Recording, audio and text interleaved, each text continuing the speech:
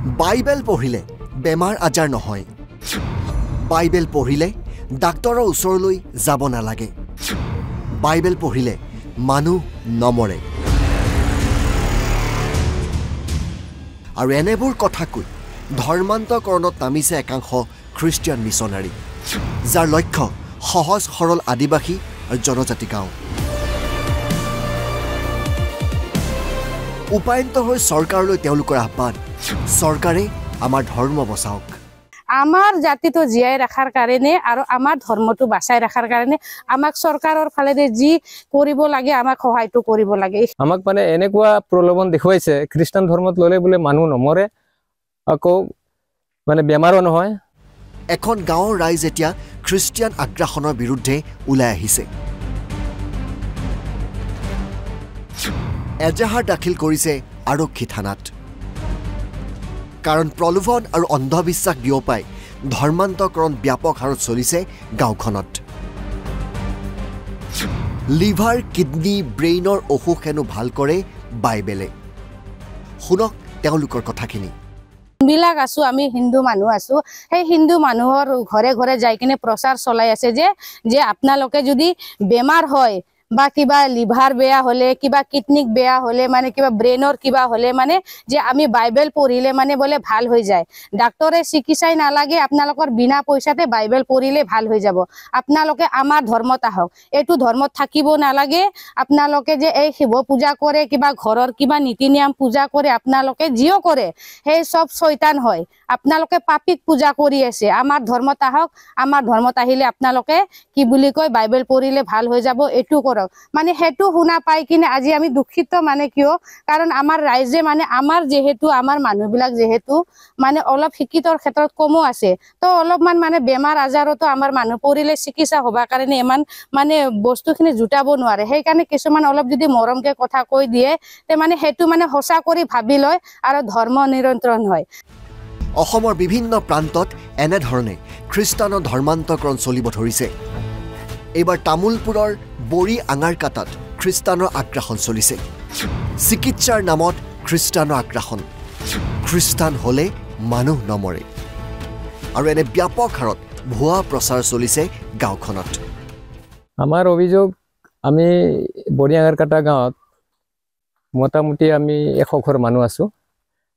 40 ঘৰ ধৰি লওক আমাৰ কেথলিক খ্ৰীষ্টান আছে আৰু আধা আমি হিন্দু সমাজত সাৰনা ধৰ্মত প্ৰাকৃতিক পূজাক আমি সেইটো পূজা কৰি আছোঁ। 40-45 ঘৰমান আছোঁ।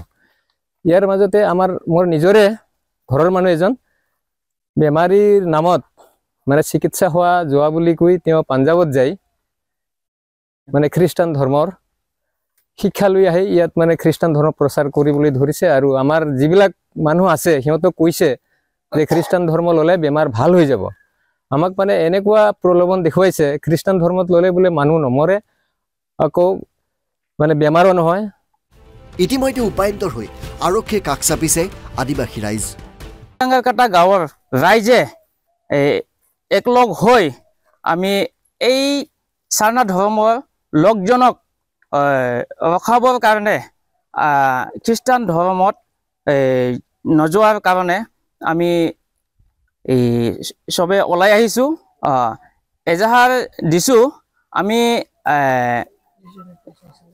যিজনে প্ৰচাৰ চলাই আহিছে তেওঁৰ ওপৰত এজাহাৰ দিছোঁ। অসমৰ বিভিন্ন প্ৰান্তত প্ৰলোভন আৰু মিছা কথাৰে চলিছে ধৰ্মান্তকৰণ। অৱশ্যে শেহতীয়াকৈ সজাগ হৈছে ৰাইজ। তেওঁলোকে বুজি উঠিছে বেমাৰ ভাল কৰিবলৈ ডাক্তৰৰ ওচৰলৈহে যাব লাগে। আমাৰ মানুহখিনিও আজিয়ে বুজি লওক যে কোনো মানে এনেকুৱা বাইবেল পঢ়িলে ভাল নহয়, ট্ৰিটমেণ্ট দিয়ে ভাল হ'ব। যিকোনো বস্তু গাত যোনটো দেহাত বেমাৰ আছে কোনো বাইবেল পঢ়িলে ভাল নহয়। তো যিকোনো হওক ডাক্তৰ লাগিবয়ে। তো মানে মোৰ ইচ্ছা কি, আমাৰ ৰাইজৰ ইচ্ছা কি, আমাৰ যাতে আমাৰ ধৰ্মখন বাচাই ৰখাৰ কাৰণে যাতে মানুহ এই ভুৱা মানে নিউজখন নাপায় আৰু আমাৰ মানুহ য'তো আছে যাতে এই ভুৱা বাতৰিখন নহয়, নিজৰ ধৰ্মখন, নিজৰ মা দেউতাৰ ধৰ্মখন যাতে নিজৰ মা দেউতাক মানে নেৰে আৰু নিজৰ ধৰ্মতে চলিব। চিকিৎসা কোনে নহয়, বেমাৰ কোনে নহয়, চবে হয় বেমাৰটো।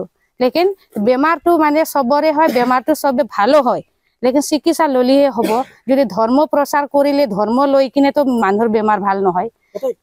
প্ৰথম মানে আমি থাকা হিচাপত 50 গিৰি আছিল 50 ঘৰৰ মাজত এতিয়া মানে 10 ঘৰ মানুহ আমাৰ মানে খ্ৰীষ্টান ধৰ্মত মানে গৈছে আৰু বাকি আমি 40 গিৰি মানুহ আমি হিন্দুত আছো আমি আজিলৈকে আমি একো কোৱা নাছিলো আগৰ যোনবিলাক হৈছে হৈ গল আমি কোৱা নাছিলো কাৰণ তেতিয়া আমি ইমান বস্তুখিনি বিতংভাৱে জানাও নাছিলো কিন্তু আজি ইখিনি তেখেতে ধৰ্ম নিৰন্তৰণ হৈ আহি কিনে বহু নানা প্ৰকাৰৰ প্ৰচাৰ চলাই আছে আৰু বাকি বিলাকক কৈ আছে যে নিজৰ ধৰ্ম টানাৰ কাৰণে এটো হ'ব নালাগে মানে মুঠতে আমাক মানে এটো যেনেকা হলিও চৰকাৰক যায় যত যায় আমাৰ জাতিটো জীয়াই ৰাখাৰ কাৰণে আৰু আমাৰ ধৰ্মটো বাচাই ৰাখাৰ কাৰণে আমাক চৰকাৰৰ ফালেৰে যি কৰিব লাগে আমাক সহায়টো কৰিব লাগে শেহতীয়াকৈ চৰকাৰো হস্তম হৈছে গ্ৰেপ্তাৰো কৰিছে একাংশ খ্ৰীষ্টিয়ান প্ৰচাৰকক তথাপি বন্ধ হোৱা নাই খ্ৰীষ্টানৰ এই অবৈধ ধৰ্মান্তকৰণ কাৰ্য ৰঙিয়াৰ পৰা সৈয়দ মুস্তাফা আহমেদ NB নিউজ